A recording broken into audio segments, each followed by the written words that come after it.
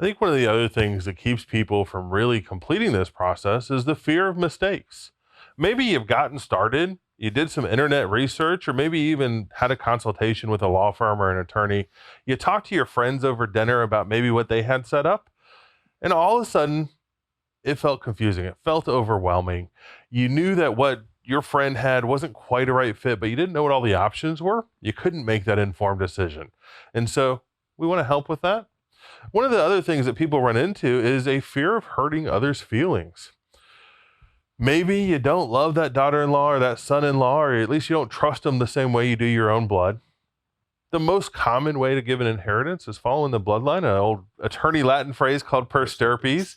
But for a lot of families, that doesn't make sense anymore. Maybe if you really do cover for one of your son-in-laws, you want them to have access to it. You got grandbabies that are maybe down in, that sub 18 range. Maybe that's the best person to handle it for them. Maybe it's not. Thinking about your years of dedicated work, how much you've saved, scrimping throughout your life, not doing the extravagant things so that you could have a great retirement and a great legacy, and now finally having to distribute that can really bring some stress with it. And we want to help relieve that. We also want to do that in a way that makes sure that Uncle Sam isn't getting too much of what he's due, right? So we want to work on taxes, make sure we're not leaving a mess on those sides. And then just overall thinking about what this gives to your family. So everybody talks about assets, but these are really gifts.